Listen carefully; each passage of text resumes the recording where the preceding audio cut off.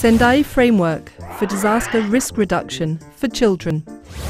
To all the children that care for our world, they are the real superheroes. Each year, 175 million children around the world are affected by disasters. In 2014 alone, disasters and emergencies forced 9 million girls and boys out of school. You have a lot to tell adults about the specific risks and dangers where you live, and a lot to contribute to making families, schools and communities safer before and after a crisis. Children who understand dangers, who are empowered and listened to, can play an important role in their own protection. When children speak out and their needs are prioritised, they contribute to long-term development after a disaster and build safer communities for everyone. This booklet is about disaster risk reduction, working together to reduce the chance that a hazard will turn into a disaster and preparing for disasters when they do happen. Disaster risk reduction should happen at the level of national government, local government, and in your communities and families. It means engaging and listening to everyone, children and young people, and especially those who are often left out. Worldwide, people are becoming aware of the importance of disaster risk reduction. Governments from different countries came together in 2015 to agree on a 15-year plan to make the world safer. It's called the Sendai Framework for Disaster Risk Reduction because the meeting took place in a city called Sendai in Japan. This booklet will help you and your friends understand the Sendai Framework and the important role you have in making sure the plan becomes a reality. Before we talk about the Sendai Framework, we need to understand disasters, risks and hazards. Who is most vulnerable? What do we mean when we talk about resilience? And what do child rights have to do with all of this?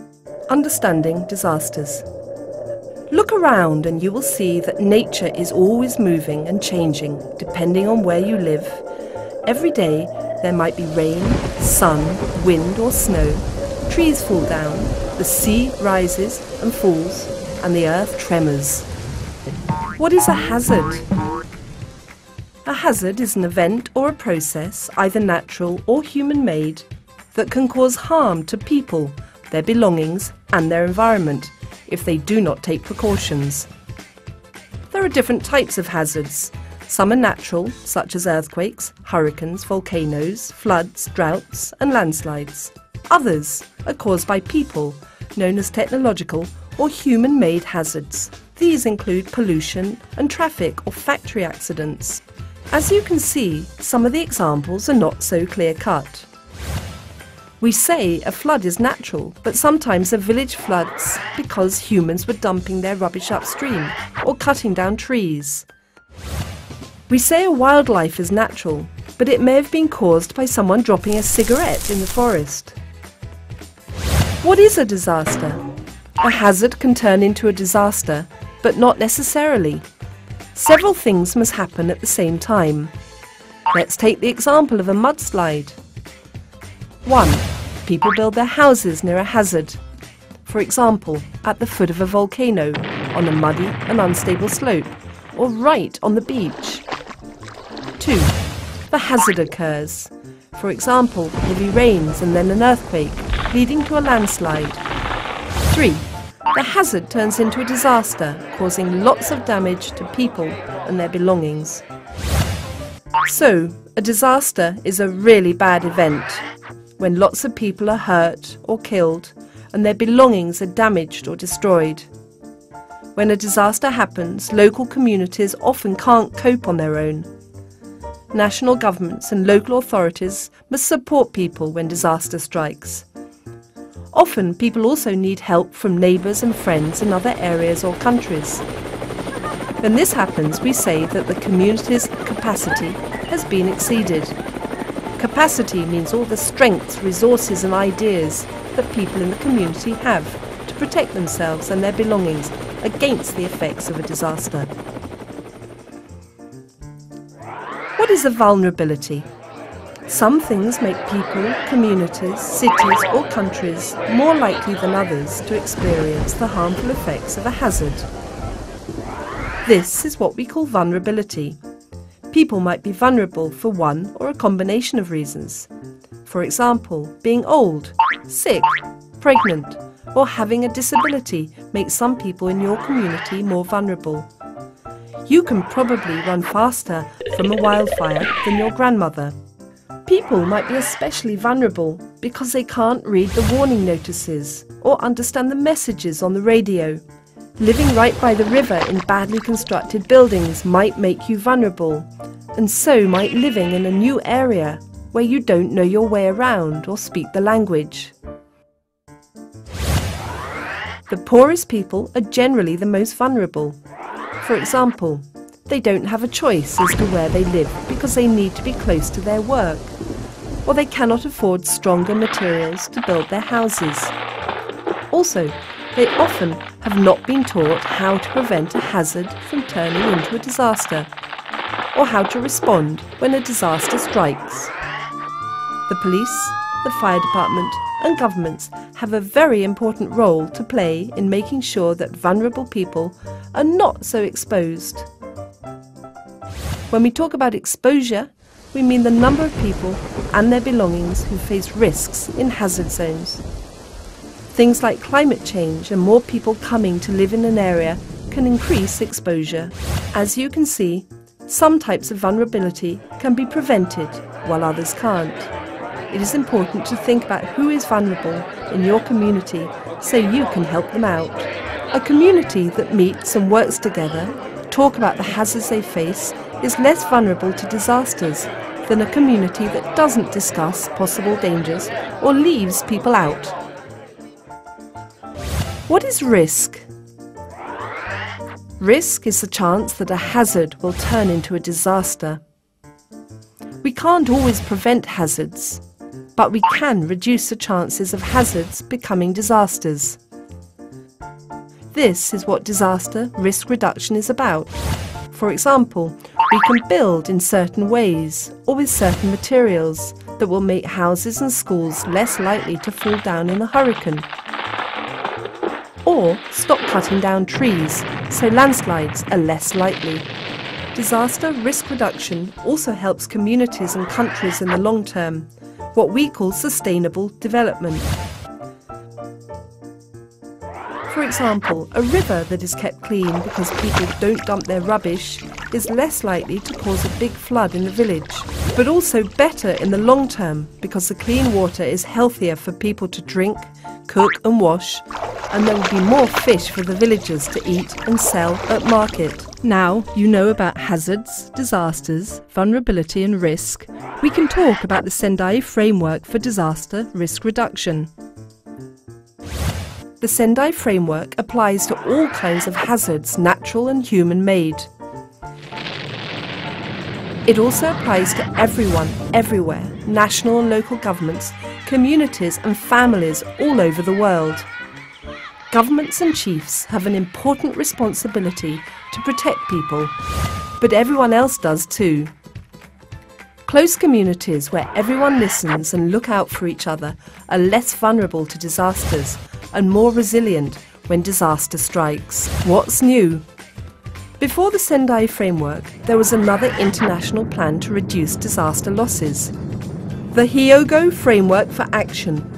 It was developed and agreed on by governments, international agencies, disaster experts and others in 2005, following the 2004 Indian Ocean tsunami. The Sendai Framework builds on these good ideas and introduces new important ones. First, it emphasises the importance of disaster risk management as opposed to disaster management. As we know, a hazard doesn't have to turn into a disaster. The risk is the chance that it will. So paying lots of attention to risks and how to reduce them is a good way to stop the hazard from turning into a disaster in the first place. Second, the Sendai Framework sets out 7 clear global targets and speaks about how to check that we're achieving them. Third, the Sendai Framework talks about a bigger range of hazards. As we know, hazards can be natural or human-made, and we need to think about lots of types of possible danger. Also, the Sendai Framework talks about health and education as an important part of resilience. Making sure that people in your community are healthy and informed before the hazard, and that they know how to stay healthy and access information, means they are less vulnerable. Fourth, the Sendai Framework pays attention to the role everyone has to play to make sure the plan becomes a reality. It isn't just about governments and local leaders knowing what to do. Disaster risk reduction is everyone's business. What's your role? Worldwide, there are 2.2 billion people under the age of 18. Grown-ups need to listen to you. Experience shows that children have unique knowledge and ideas about the risks in their communities and how to address them. You have the right to be heard, to participate in the decisions affecting your lives, whoever you are and wherever you are. When children are at the centre of disaster risk reduction, in groups and as individuals, activities are for children and by children. Child-centred disaster risk reduction can enable the fulfilment of many important rights, including your rights to life, education and health. Governments, agencies and other adults in your communities need to listen to your point of view so that you are better protected and so that your energy, knowledge and ideas can help protect everyone. What does the Sendai Framework expect to do? When the plan is implemented by people like you, it will mean that fewer disasters happen. When a hazard does turn into a disaster, it will be less severe and people will recover faster. Most importantly, future disasters will take fewer lives, fewer jobs and cause less damage to farms, homes, health and the environment. This will mean that disasters will have less serious and less expensive long-term impacts for everyone. What's the overall goal? The overall goal is to prevent new risk and reduce the risk that's already there. Remember, risk is the chance that a hazard will turn into a disaster. The plan will do this by seeing what needs to change in lots of different areas of people's lives so that they face less hazards, are less vulnerable to disasters and better prepared when a hazard does happen. This all means they will be more resilient, stronger and more flexible, so they are good at bouncing back when something scary happens. Like a bendy palm tree, it gets blown around when the wind is strong, but afterwards it's okay. 7 clear targets. Targets are what we want to achieve together. They allow us to check that the plan is working. Target 1. When disasters do happen, make sure that far fewer people die. We will check that the plan is working by seeing that fewer people die out of every 100,000 people in 2020-2030 compared to 2005 to 2015. Target 2. In the whole world, the plan aims to make sure that far fewer people's lives are affected by disasters. Again, we'll check it's working by counting how many people are affected in 2010 to 2030 compared to 2005 to 2015. Target 3. Reduce how much money is spent responding to disasters and fixing up afterwards, and how much money is lost when the disaster strikes because, for example, people miss work or shops fall down. Target 4. Make sure that disasters cause less damage to essential services such as schools, hospitals, train lines and major roads. We will do this by developing their resilience. For example, making sure all schools are built on solid ground using strong materials by 2030. Target 5. Make sure lots more countries have national and local disaster risk reduction strategies by 2030. Target 6. Make sure countries work together to prevent hazards from turning into risks. For example, if people in Japan have great ideas about making buildings safer in earthquakes, they should share these with people in Nepal so that they can do the same thing. If people in St. Lucia know about digging trenches between their crops so that heavy rains run off instead of causing mudslides, they should share these ideas with people in Guatemala. Target 7. Increase the number of people who can access and understand early warning systems. This means people need to cooperate and share information. For example, if the people in one island know a typhoon is coming, they must share this information on the radio, TV and social media. 4 priorities for action. 1. Understanding disaster risk. The Sendai Framework aims to make sure that people like you understand disasters, hazards, risks and vulnerability. This will help everyone to spot dangers, to prepare for hazards and prevent them from becoming disasters, and to keep themselves, others and their belongings safe. 2. Strengthening disaster risk governance to manage disaster risk.